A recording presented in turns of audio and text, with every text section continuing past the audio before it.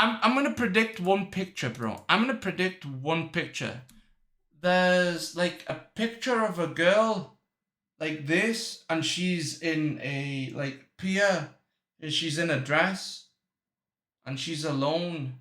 I saw on Reddit that that was like the last picture some serial killer took of her before he killed her. I'm pretty sure that's gonna be. I mean, maybe it is, maybe it isn't. Crew. The Raven is back again to share another interesting, shocking, or just strange, but very true story with you. Today, we're going to explore 3 stories of victims and the chilling photographs they last appeared in. To the point where the prison has to keep child abuse's charge secret from other prisoners so they don't kill him.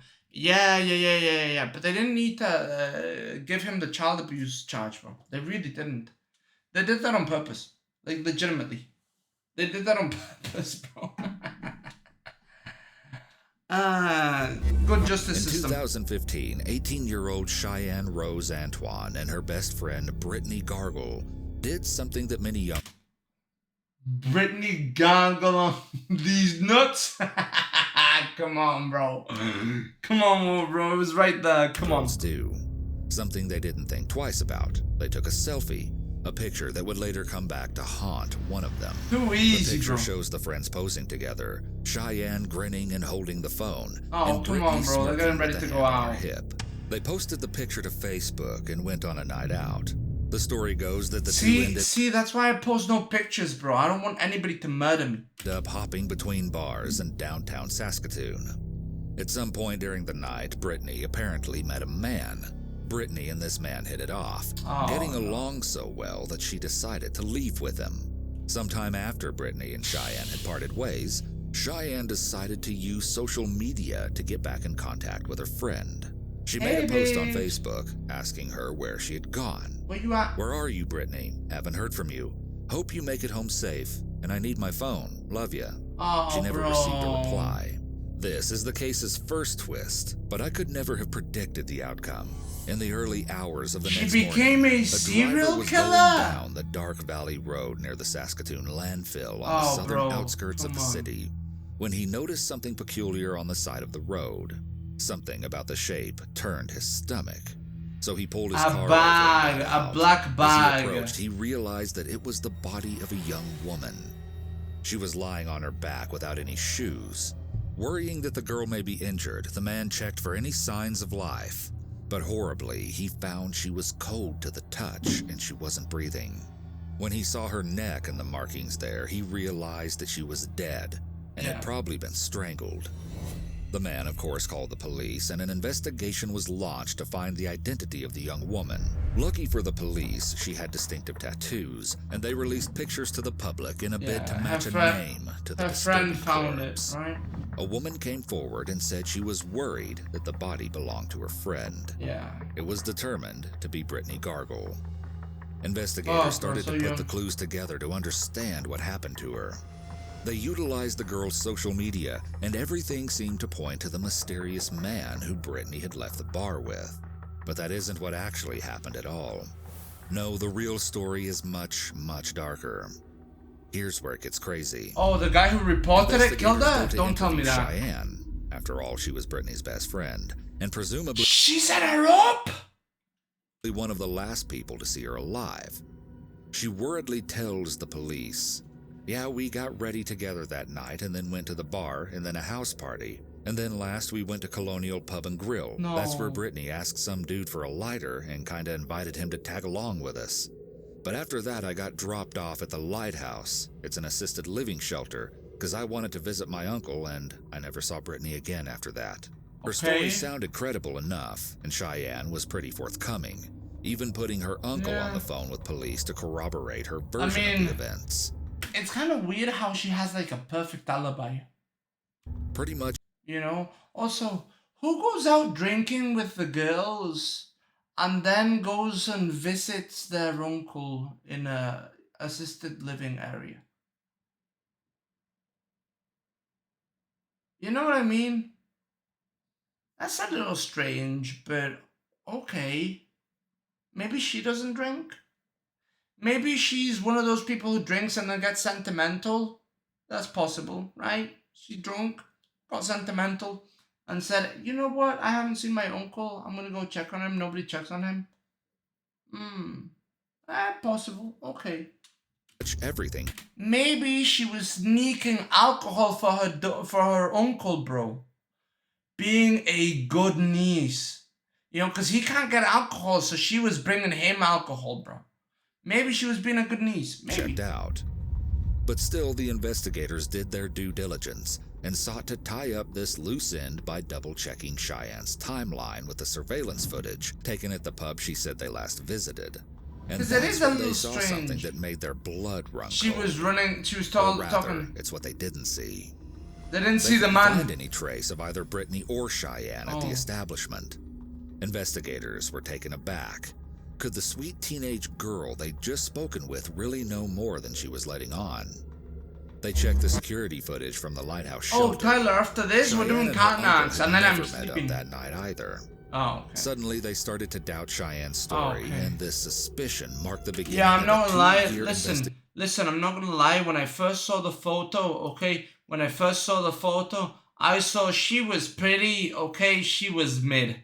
So basically what happened is she's jealous that she stole her boyfriend, right? Or the guy she wanted, right? That's what happened. Because let's be honest, bro. She's pretty. She's not. I was gonna say she looks 20-something. She looks 33. Something that many young girls do. Something they didn't think twice about. They took a step. That's where Brittany asks social media. It's crazy. But after that, I got vision of the events. Or Cheyenne at the establishment. W detectives. Investigators were taken aback. Could the sweet teenage... You know what? Bro, I've never seen a detective with such a soy fucking beard, bro. What the fuck is this? Also, yo, why does this police officer have no fucking mass on her bones? Bro, what the fuck? And why does this police officer have, like, no lights? You know, like, bro, does this guy just work the desk job? Huh? Bro, from my detective endeavors, I can tell these people aren't real detectives. These are actors. You can't get one past me, bro. Can't get a single one past me, bro. Look at this. She got no arms, she's got no weight to her, bro. Every female officer I see is fucking hefty, you know? They're hefty. She ain't hefty, bro. A slight breeze goes by and she flies away with it. This motherfucker never been touched by the sun. All the officers are outside on the sun, and bro, you would get bullied so hard for having this look. Teenage girl they'd just spoken with really know more than she was letting on. They checked the security footage from the lighthouse shelter. Cheyenne and her uncle had never met up that night either. Suddenly they no, they don't exist, bro. She was fake. And this suspicion. She was a honeypot, Tyler. She was a honeypot. She was gonna sell you drugs. Untangle the complicated events of that dark night. Bro, why did PBJ do this to her friend, though?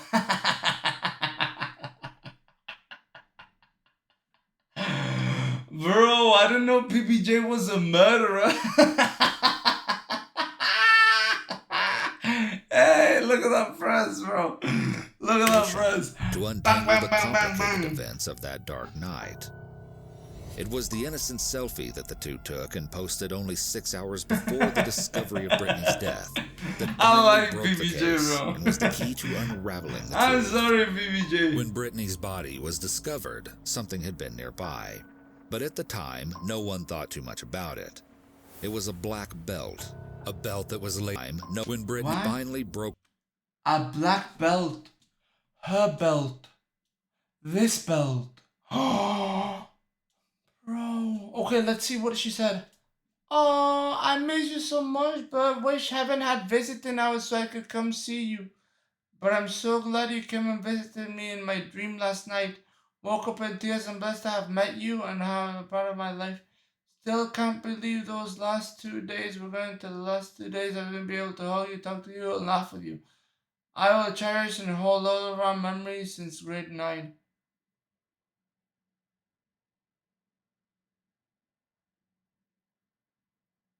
Did this bitch kill her friend?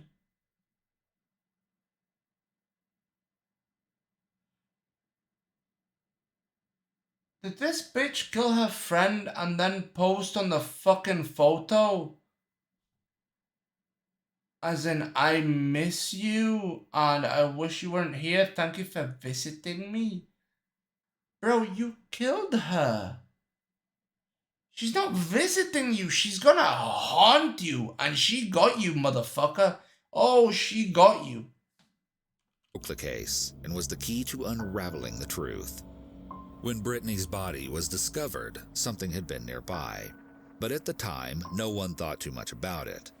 It was a black belt, a belt that was later believed to be the weapon used to strangle her. Oh my god. And that distinctive belt, braided and thick, was awfully familiar. That same belt was the one in the photo the girls had taken at the beginning of the night and was worn by Cheyenne. Bro. They took the picture. Her friend updated. Bro, her friend updated her profile picture into a picture of both of them. And there's this cunt, and then this cunt killed her. Are you kidding me? You're in her profile picture. And then not only that, but she also posts, oh, I miss you. Bro. I took another look at the picture because at first, I couldn't remember the belt. How satanic. But there it is, in the very corner of the photo. So, what actually happened that night? Well, unfortunately, it's still sub up, bro, so you can call her a retarded bitch. And for the most part, they had a good time. But this didn't last. At some point during the night, the alcohol somebody donate to him the L, bro. Just give him the L. And instead fueled a heated argument. Take the L's. Brittany never met a man and left with him. The Facebook post Cheyenne had made to Brittany that night was an attempt to cover her tracks, and she used social media to create a web of lies that kept investigators looking for a different suspect. Ultimately, it was a tip to the police from a witness who claimed Cheyenne confessed to the unthinkable. Reportedly, she had shown up at the witness's house and hysterically confessed to how she had hurt her friend, hitting and strangling her. But what kind of argument could lead someone to kill their best friend? We don't know. Cheyenne says she doesn't remember strangling Brittany, but she doesn't dispute that she killed her. Cheyenne was initially charged with the second-degree murder of her best friend, Brittany Gargle. But at the trial in 2000... Bro, she actually made her gaggle.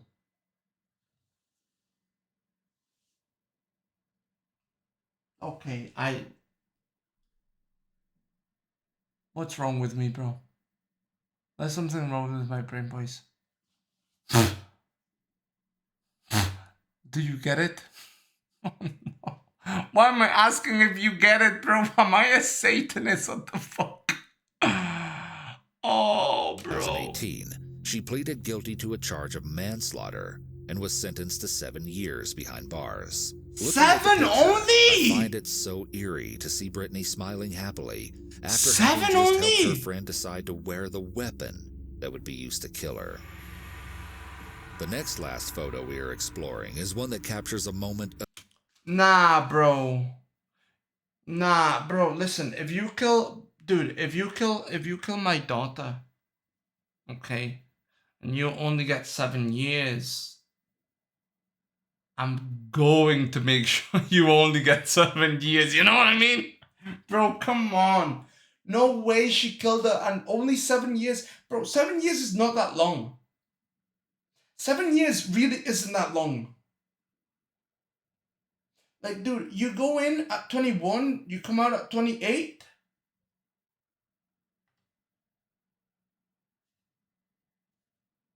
For having killed somebody. That's fucked. That's fucked. An adventure is about to take place. Bro. That's fucked. Okay, bro. Is this the adventure? You're gonna try to make me eat fucking veggies? Bro, an audio interpreter? I'm an audio interpreter, bro. Top paying. Yo, is this Cheyenne? Bro, she's working as a fucking audio interpreter now? What the fuck?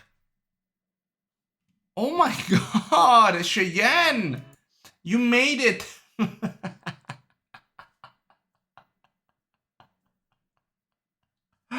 Bro, it's funny because she does kind of look like Cheyenne, let's be real. Look at this, bro.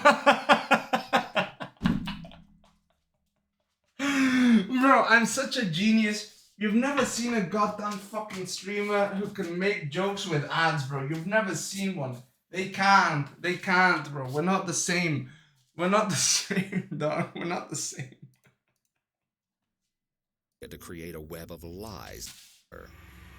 In 2017, already accomplished publishings in Time, 30-year-old was a moment of delight after having just helped her friend decide to wear the web of delight. Is one that captures a moment of delight to kill her. Okay, there we go.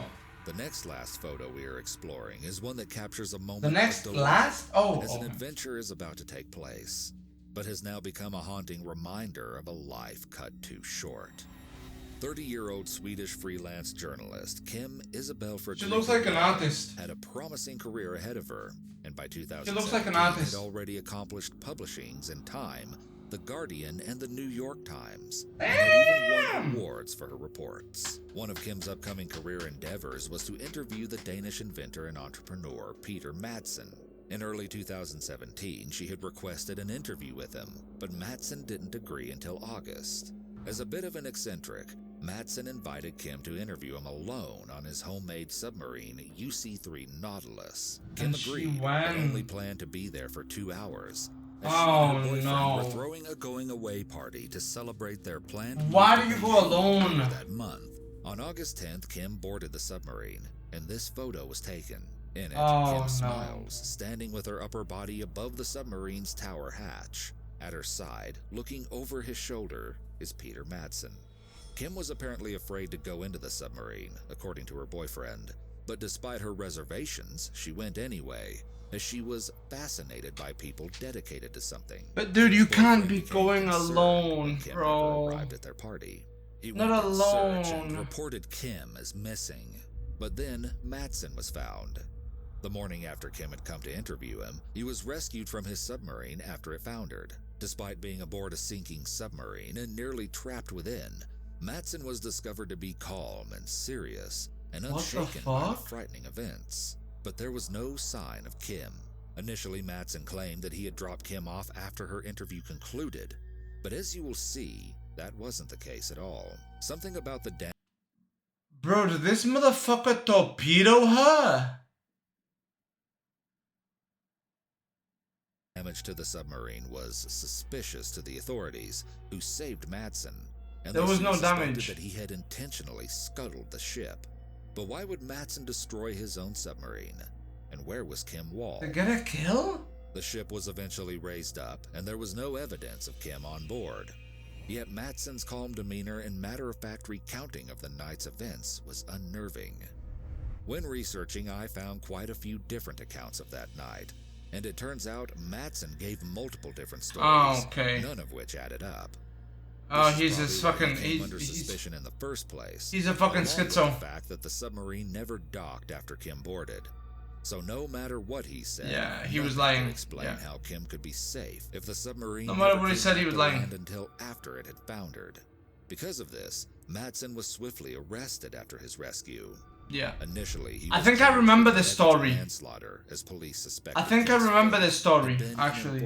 A little bit. Like I think I saw it in Reddit. To match this assumption, a long time ago. Evidence washed ashore. Gruesome and her body, bro. Evidence. He shot her out of the fucking thing, bro. A cyclist was enjoying a bike ride along a beach in the southwest of Amar. The wind was whipping up off the water, but the sea breeze was pleasant. Among the rocky shore, the cyclist noticed something peculiar. Bro, she exploded because of the pressure from the bottom? Lump that they just couldn't quite identify. Dude, oh my god, with bro. Horror and the knowledge that they would never be able to forget what they were seeing, that it was part of a woman's body. Her torso beheaded and without limbs, and bearing the marks of stab wounds congregated around the groin. Body parts just kept washing up on the shore. And at first, no one was sure who the body belonged to. In order to end the horror of a beach laden with body parts, cadaver dogs and police divers were brought in. They found Kim Wall's head in a plastic bag. Madsen maintained that Kim's death had been an accident, though he soon admitted that he had been the one to dismember and dispose of her body in the sea. Here's where the story gets crazy. Madsen's explanation was that while he had been up on the deck, the air pressure within the submarine And she went crazy. and she caused went crazy. toxic fumes to fill the air supply, killing Kim. Oh, the come problem on. is the medical examiner can't determine the exact cause of death because Kim's body had been exposed to water for so long and decomposed. However, the coroner testified that they were doubtful that Kim's death was caused by carbon monoxide poisoning, though it was possible, but thought it was more likely strangulation, a cut to her throat, or drowning. What the medical examiner did know for certain was that Kim's body had sustained more than 14 wounds and cuts. Why would you cut her groin, bro? He claimed he slashed her body to prevent the buildup of gases that occurs when a person dies. That way she would sink to the seabed. Oh, come on, bro. Oh, come on, bro. He also admitted that he dismembered her because he couldn't lift her body off the submarine otherwise. Oh, come on. Well, it didn't make sense to the judge. Madsen was found guilty of premeditated murder, aggravated assault, and desecrating a corpse, and sentenced to life in prison. I can't help but wonder what Kim was thinking when that chilling last photo of her was taken. Did she have any idea of the horror that was waiting for her in that Obviously, did she have any idea, bro? Of course she had no idea, bro. We're taking a look at today might be the most chilling of them all. Oh, she had no idea. In fact, has frequently earned the title of the most terrifying photograph. Oh, so it is. In 1990, oh no, it's not this one. K. Walters. No, what's up with that teeth? No, it's not this one. There was one that's also like this, and it's a pretty girl in a, like, I think black dress, and she's like looking over like this, like hands kind of up. Bro, does she have a nipple ring? And her boyfriend Ricky Lee Jones were standing alongside a highway, hoping. She's 14. What the fuck? Two young teens had just run away from their homes in Pasadena and thought that their luck had turned when a truck pulled over to offer them a ride. The driver was Robert Ben Rhodes. Oh no! Is believed to have had a long criminal career and had already killed a couple in a situation eerily similar to the one that Regina and Ricky found themselves in. Oh, of course, they had no idea that Robert, who seemed trustworthy and was kind enough to offer them a ride, was plotting to make them his next victims. Almost as soon as Regina and Ricky climbed into Robert's truck, everything went wrong. Robert killed Ricky before quickly disposing of his body in a methodical and cold manner. But of course it was methodical. Robert he's done it in the past. Practice at this point. Robert had already done this exact calculated routine on his previous victims. Oh my god, Patricia Candace Walsh and her husband Douglas Zakowski a few months prior. He felt sure of himself as he held Regina captive in the truck. It is reported that he continually assaulted her in a variety of ways. Bro, my mom has that same hair. Her long, curly brown hair. Robert would occasionally call Regina's father on a payphone, taunting him and telling him about how he cut off all of his daughter's hair. This time, Robert forced Regina to stay with him longer than his other victims, probably because he had been able to get away with it up to this point, and didn't worry he'd be caught. It's unknown exactly how long he kept Regina captive, nor the extent of the horrors that the young girl faced. I tried to narrow down an exact timeline, but unfortunately the only piece of evidence that gives any indication are photographs that Robert took of Regina. These pictures show her hair growing back and multiple bruises, all in different stages of healing. With this weeks at least. It's a safe guess to say he held her hostage for months. Months. Yeah. Among the photos Robert had taken was one that is haunting, to say the least. It shows Regina in an it is. It is. It is the one I saw on Reddit, bro. It is. Yeah, this is the one I was talking about. It looks like a duck, and she's got a black dress, and she's like this. Yeah. Heels that Robert had forced her to put on. He then calmly took photos of her, one of which shows that her hair is cropped short and her dress is unbuttoned. Regina's face expresses so much in one photo. Absolute fear and sadness, but also a hint of defiance in the way she frowns. She holds her arms out in front of her in defense. The longer I look at the picture, the more I could see everything that must have been going through her mind. This is the last photo of Regina alive, and Robert, behind the camera, was the last thing she ever saw. After the photo was taken, Robert picked up baling wire and strangled Regina. As a testament to his state of mind and the coldness with which he treated Regina, after she was dead, he simply left her body on the floor of the barn, where it began to decompose. Jesus Robert Christ. later earned the infamous name of the truck stop killer, and though Regina was his last victim, she was allegedly just one of many. Purportedly, Robert was arrested when another woman he had kidnapped screamed until she was found in Robert's truck by a trooper. Robert was convicted of Regina K. Walters' death and 2 others. He was given life without parole. Give him the Robert fucking is chat, bro. suspected of assaulting and killing up to 50 women between the years of 1975 and 1990. To this day, Robert sits in Maynard Correctional Center in Chester, Illinois.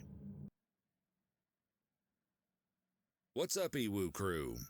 It's the Raven, back to share another strange, shocking, or interesting, but very true 50 women. Have you heard of the burger van guy that sold human meat? Huh? No. Bro, okay, you know what? Enough watching this. This is satanic, bro. We can't go to sleep watching that shit. We can't go to sleep watching that shit, bro. What we need to watch is we need to watch these types of things, bro. These are wholesome.